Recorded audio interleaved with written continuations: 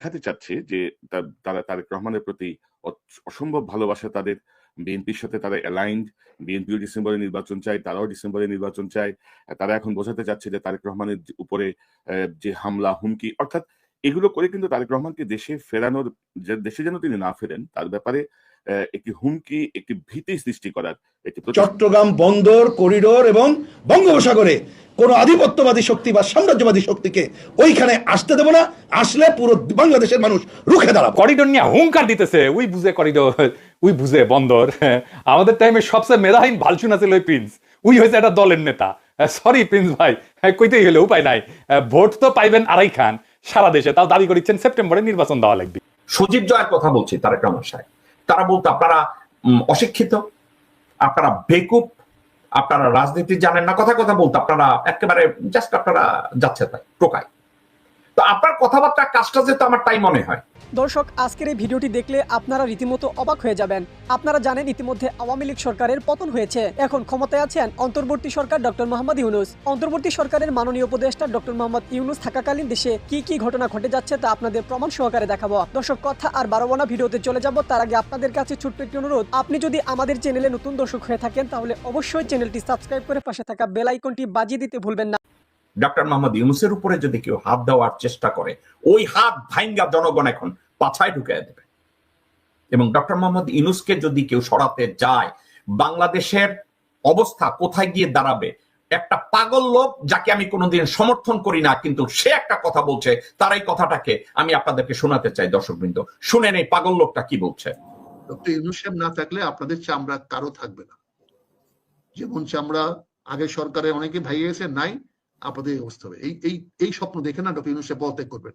Doctor Yunus সাহেব পদত্যাগ করছেন, শোনা মাত্র যে অবস্থাটা সৃষ্টি হবে, যে অরাজকতা সৃষ্টি হবে, যে বিশৃঙ্খলা সৃষ্টি হবে, এইটা সামাল দিতে পারবেন না ইনশাল্লাহ। এই দেশটা মুসলমানের দেশ, শান্তির দেশ। আমরা যদি আল্লাহতে বিশ্বাস করি, ধৈর্য ধারণ করি, সবুরে মেওয়াফল আল্লাহ বলেছে, তুমি যে অপেক্ষা করলে, ধৈর্য ধরলে, তুমি তোমার ফলাফল পাবেই পাবে।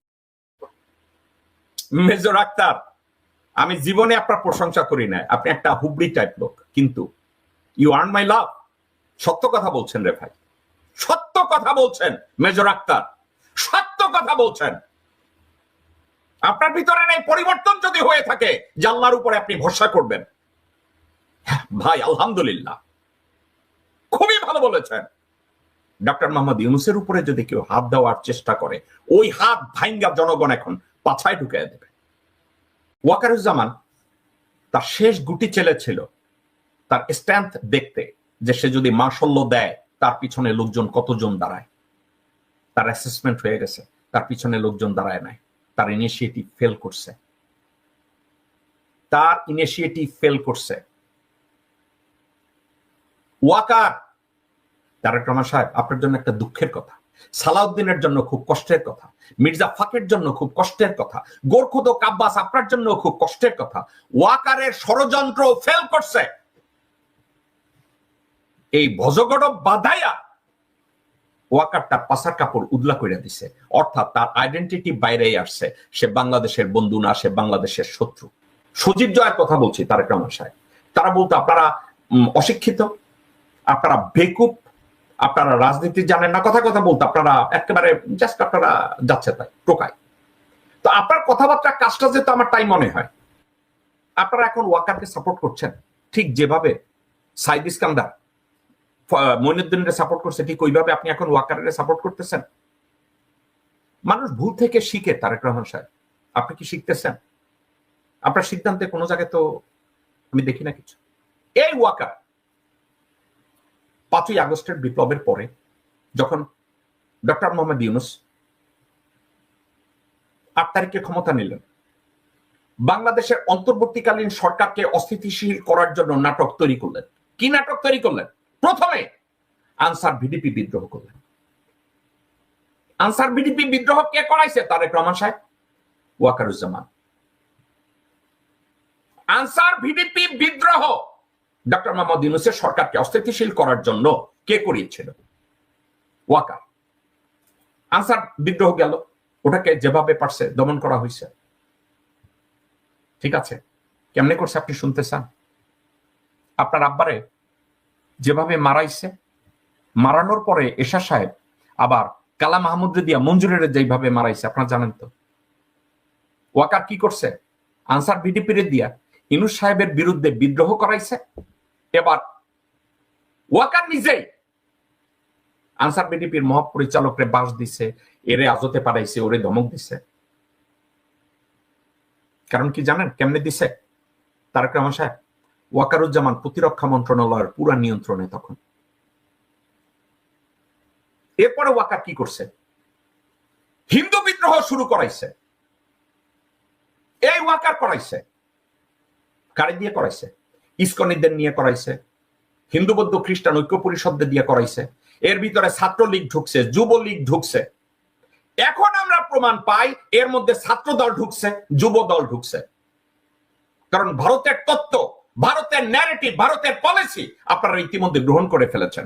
এটা হয়েছে সালাউদ্দিনের মাধ্যমে, এটা হয়েছে মির্জা ফাকের মাধ্যমে, এটা হয়েছে গোরখোদক আব্বাসের মাধ্যমে, আব্দুল্লাহ আল মিন্টুর মাধ্যমে, আমির খসরু মাহমুদের চৌধুরীর মাধ্যমে।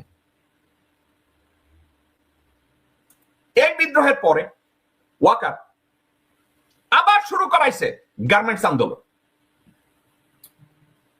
অর্থাৎ ডক্টর মোহাম্মদ ইউনূসকে কোন অবস্থাতে স্বস্তিতে দেশ গড়তে দেয়া যাবে না। আবার এই আন্দোলন করাইছে। কে করাইছে? ওয়াকার। অর্থাৎ এই গার্মেন্টস ইন্ডাস্ট্রিকে যদি ধ্বংস করে, বাংলাদেশের লার্জেস্ট ফরেন ইনকাম সোর্স বাংলাদেশের জন্য বন্ধ হবে এবং এই গার্মেন্টস ইন্ডাস্ট্রির প্রোডাকশন ভারতে চলে যাবে। অর্থাৎ গার্মেন্টসকে যদি বাংলাদেশে অকেজ করা যায় এবং এই অর্ডার গুলো যদি ইন্ডিয়ার মাধ্যমে যায়, বাংলাদেশের গার্মেন্টস ইন্ডাস্ট্রি ডিস্ট্রয় হবে। এবং এর পিছনে ষড়যন্ত্র ছিল কার? ওয়াকারের, ভারতের। ওয়াকারের কোনো আইডিয়া নাই, এটা ভারতের আইডিয়া। ওয়াকার শুধু ইমপ্লিমেন্ট করছে। এবং এই আন্দোলনের কারে ঢুকছে? আপনার শ্রমিক দলের লোকজনরা, শ্রমিক লীগের লোকজনরা ওখানে ঢুকছে, ওয়াকারের পিছনে ছিল। এবং ওইটা শেষ হইতে না হইতে ওয়াকারুজ্জামান কি করছে? আর্মি হেডকোয়ার্টারে বসে উনি ভাষণ মারাইছে। কি জন্য ভাষণ মারাইছে?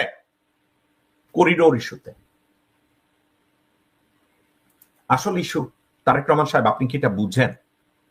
ওয়াকারুজ্জামান প্রতিরক্ষা মন্ত্রণালয়টাকে সে কবজা করতে চাইতেছে বাংলাদেশের সংবিধানকে অসংবিধানগুলি দেখায়া। বাংলাদেশের কোন সিকিউরিটি ব্রিফিং ডক্টর মোহাম্মদ ইউনূসকে দেওয়া হয় নাই আনটিল ডক্টর খলিলুর রহমান প্রতিরক্ষা মন্ত্রণালয়ের দায়িত্ব নিয়েছেন। আপনি কি এগুলো জানেন না তারেক রহমান সাহেব? আপনি কি এসব সাবজেক্টে আপনারা একবারও এটা নিয়ে আলাপ আলোচনা করেন নাই, দেখেন নাই যে পরিস্থিতি কি? তারেক রহমান সাহেব এটা নিয়ে আপনি স্টাডি করেছেন? করেন নাই। আপনার মতো আপনারা নির্বাচন করছেন না তারেক রহমান সাহেব? বিএনপি নির্বাচনে আসবে, আপনারা বলছেন না? আপনি জানেন যে আপনারে লটকাইয়া পিটাই ছিল না মঈন? আপনাদের ওখানে প্রধানমন্ত্রিত্ব দিলেও কি করবে আপনারা কি জানেন? প্রতিরক্ষা মন্ত্রণালয় আপনার হাতে দিবে না, সিকিউরিটি ব্রিফিং আপনার হাতে দিবে না। ভারতের স্বার্থে সে ওটাকে ধরে রাখবে। ওই যে এখন বলতেছে না মির্জা ফাক, গোরখোদক আব্বাস, সালাউদ্দিন, এরা বলতেছে না বিদেশি নাগরিক। তারেক রহমান সাহেব, আমি নিজে চেক করে দেখেছি। আমি একটা ল ফার্ম রান করি, আমি নিজে চেক করে দেখেছি খলিলুর রহমান বাংলাদেশের নাগরিকত্ব ছাড়া আর কোন জায়গার নাগরিকত্ব নাই। এটা কি আপনি জানেন না? এটা কি আপনি নিজে চেক করে দেখেছেন? এবং আরো একটা কথা, মায়ানমারের সাথে বাংলাদেশের করিডোর নিয়ে কারো সাথে কোনো আলাপ আলোচনাই হয় না। একটা চ্যানেল তৈরি করতে চাইছে। জাতিসংঘের মহাসচিব ডক্টর মোহাম্মদ ইউনূসকে বলছে যে আমরা যদি রোহিঙ্গাদেরকে রাখাইনে পাঠাই তাহলে তাদের খাওয়া দাওয়া ঔষধপত্র সাপ্লাই তো দিতে হবে। মায়ানমার গভর্নমেন্টের কাছ থেকে এর কোনো কোঅপারেশন পাওয়া যাবে না। যদি মায়ানমার গভর্নমেন্টের কাছ থেকে কোঅপারেশন পাওয়া না যায় তাইলে ওই রাখাইনে রোহিঙ্গা মুসলমানদেরকে কিভাবে বাঁচায় রাখা যাবে, তাদেরকে ঔষধ কিভাবে দেব, তাদেরকে খাওয়া দাওয়া কিভাবে দেব। এটা করেছে তারেক রহমান সাহেব। আপনি কি এটা জানেন? আপনার কি যোগ্যতা আছে? আপনার দলের কি যোগ্যতা, সামর্থ্য, দূরদৃষ্টি, অর্জন এমন কোন জায়গায় আছে যে জাতিসংঘে আপনি বা আপনার মা বা আপনার দলের কেউ বাংলাদেশের প্রধানমন্ত্রী হওয়ার পরেও কথা বললে এতে ডান পাশের বাল বা পাশে যাবে আপনার মনে হয়? আপনার কি যোগ্যতা আছে, গ্রহণযোগ্যতা আছে ইন্টারন্যাশনাল মনিটারি ফান্ডে, ওয়ার্ল্ড ব্যাংকে, ডয়েচ ব্যাংক অথবা আমেরিকার ক্রেডিট ইউনিয়নে কোনো জায়গায় আপনার কথায় বাংলাদেশের অর্থনৈতিক প্রবৃদ্ধির জন্য আপনার একটা পলিসিকে তারা গ্রহণ করবে? করবে না। তারেক রহমান সাহেব, আপনি কি ভুলে গেছেন মোদি হাসিনাকে বলছে যে বাংলাদেশকে ব্রিক্সের মেম্বার বানাবে, কিন্তু হাসিনা নিজে যখন আফ্রিকা গেছে ব্রিক্সের সম্মেলনে, মোদি তারা ছোট্ট করে একটা থাপ্পড় দিয়ে দূরে সরাইয়া দিছে, ব্রিক্সের মেম্বারশিপ বাংলাদেশ পায় নাই। তো আপনার মনে হয় ভারত আপনাকে ব্রিক্সের মেম্বারশিপ দিবে? আপনার মনে হয় এই ভারত আপনার জাতিসংঘে গেলে রোহিঙ্গা বিষয়ে ভারত আপনাকে সহায়তা করবে? আপনার এটা মনে হয় তারেক রহমান সাহেব? আপনি কি এটা জানেন? এটা নিয়ে আপনি স্টাডি করেছেন? আপনি কি জানেন যে ওয়াকারুজ্জামান দেখাতে চাচ্ছে যে তারা তারেক রহমানের প্রতি অসম্ভব ভালোবাসা তাদের, বিএনপির সাথে তারা অ্যালাইন্ড, বিএনপিও ডিসেম্বরে নির্বাচন চায়, তারাও ডিসেম্বরে নির্বাচন চায়। তারা এখন বোঝাতে চাচ্ছে যে তারেক রহমানের উপরে যে হামলা, হুমকি, অর্থাৎ এগুলো করে কিন্তু তারেক রহমানকে দেশে ফেরানোর, দেশে যেন তিনি না ফেরেন তার ব্যাপারে একটি হুমকি, একটি ভীতি সৃষ্টি করার একটি প্রচেষ্টা। আমি যদি আপনাদেরকে একটু দু একটা নিউজ দেখাই, যে ধরেন আমাদের আইএসপিআর এর একটি বিবৃতি, ধরেন আইএসপিআর গত 27শে মে এই আইএসপিআর পেজ থেকে দেখাচ্ছে আপনাদেরকে, বাংলাদেশ সেনাবাহিনীর অভিযানে শীর্ষ সন্ত্রাসী সুব্রত বাইন ও মোল্লা মাসুদ সহ গ্রেফতার 4। তারা ওই যে এইসব অভিযানে আসলে ধরেন যেগুলো হয় আর কি, সেই নানা রকমের গল্প কাহিনী ফেলে একটা একটা বিষয় তৈরি করা হয়। এবং খটকার জায়গাগুলো আমি যদি আপনাকে বলি, যে তারা বলছেন যে অভিযানকালে 5টি বিদেশি পিস্তল, 10টি ম্যাগজিন, 53 রাউন্ড অ্যানিমেশন এবং একটি স্যাটেলাইট ফোন উদ্ধার করা হয়। চোখ আটকে যায় আসলে এই স্যাটেলাইট ফোন উদ্ধারের এই ঘটনাটায়। এবং আমি যদি আপনাদেরকে আরেকটু ভালোভাবে দেখাই, যে তারা এই ছবিগুলো দেখায় যে সুব্রত বাইনের কাছ থেকে এই জিনিসগুলো উদ্ধার হয়েছে। এবং এখানে যেটি আছে এটি হচ্ছে স্যাটেলাইট ফোন। আমি যদি আপনাদেরকে আরেকটু কাছে থেকে দেখাই, এটা হচ্ছে স্যাটেলাইট ফোন। প্রথম ঘটনাটা লাগে এখানে। এবং এই স্যাটেলাইট ফোনের অনুসন্ধান করার জন্য আমি যারা এই বিষয়গুলো নিয়ে কাজ করেন তাদের কয়েকজনকে বললাম, এবং ফাইনালি দেখা গেল যে আসলে এটি কোনো স্যাটেলাইট ফোন নয়। এই যে স্যাটেলাইট ফোনের নামে যেটি বলা হচ্ছে সেটি হচ্ছে 4G super B KR 999 luxury retro telephone power bank, long standby dual SIM phone. এবং আপনারা জানেন যেসব সন্ত্রাসীদের মোবাইলে তারা দীর্ঘ সময় ব্যাটারি চার্জ চায়, ডাবল সিমের এই হচ্ছে গিয়ে ফোন, যেটা ইবেতে বিক্রি হচ্ছে। ইবেতে আপনি $87.993 কিনতে পারবেন, যেটির দাম ছিল $92.56। তো অর্থাৎ একটা সৃষ্টি করতে হবে, তো মানে ধরেন একটা আবহ তৈরি করতে হবে যে স্যাটেলাইট ফোন শো ধরা পড়ছে। এবং আপনি যদি জানেন বাংলাদেশে নর্মাল যে মোবাইল ফোন, সেই মোবাইল ফোনগুলো নিবন্ধিত থাকে, আর স্যাটেলাইট ফোন পৃথিবীতে যারা ব্যবহার করে সেগুলো ইন্টারন্যাশনাল মনিটরিং এর আওতায় থাকে। এখন বিবৃতিতে যদি বলা হতো যে আন্তর্জাতিক যে মনিটরিং এজেন্সির বা স্যাটেলাইট মনিটরিং এজেন্সির তথ্য ধরে, স্যাটেলাইট ফোনের সূত্র ধরে তাকে গ্রেফতার করা হয়েছে, সেটি অনেকটা বিশ্বাসযোগ্য হতে পারত। তারপর আসেন, আমি যদি আপনাদেরকে দেখাই যে দৈনিক যুগান্তরে অর্থাৎ সুব্রত বাইন 29শে মে সুব্রত বাইনকে যখন কোর্টে হাজির করা হয়, সে কোর্টের প্রসিডিংস শুরু হওয়ার আগে সাংবাদিকদেরকে কিছু কথা বলেন। তিনি ক্ষোভ প্রকাশ করে বলেন যে 1989 সাল থেকে তাকে নিয়ে নানা কিছু লেখা হচ্ছে, অনেক কিছু লিখতেছে। এখন সে তো সন্ত্রাসী ভাই, এই ব্যাপারে কোনো সন্দেহ নাই। এবং বিএনপির 2001 সালের ওই সময়টাতে তাকে শীর্ষ সন্ত্রাসী তালিকাভুক্ত করা হয়। তো আদালতে সাংবাদিকদেরকে ব্যাপারে তিনি কয়েকটা কথা বলেন। তার মধ্যে তিনি বলেন যে তাকে 5ই আগস্ট রাতে রাস্তায় ছেড়ে দেওয়া হয় এবং তিনি আয়নাঘরে ছিলেন, তাকে নির্যাতন করা হয়েছে। এবং আমাদের তথ্য মতো যে 2022 সাল থেকেই তিনি আসলে আমাদের গোয়েন্দা হেফাজতে ছিলেন।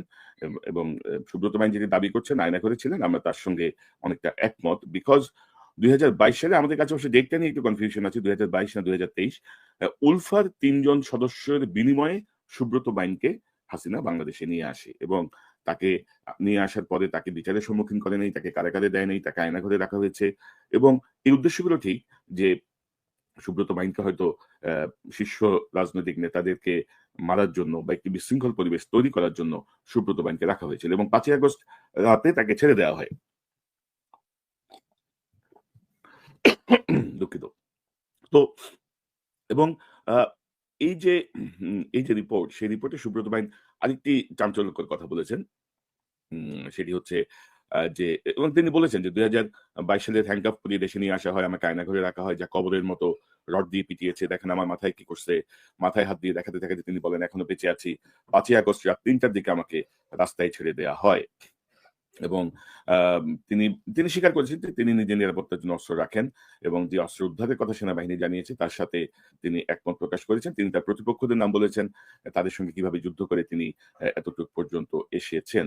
তো এই যে ঘটনাগুলো এবং সেখানে তিনি আরেকটি কথা বলেন যে আদালতে প্রসিকিউশন বিভাগের ইন্সপেক্টর আসাদুজ্জামান বলেন তাদের কাছ থেকে স্যাটেলাইট দর্শক, সম্পূর্ণ ভিডিওটি দেখলেন, আশা করি বিষয়টি বুঝতে পেরেছেন। এই নিয়ে আপনার গুরুত্বপূর্ণ মন্তব্যটি অবশ্যই কমেন্ট বক্সে জানিয়ে দিবেন। ধন্যবাদ।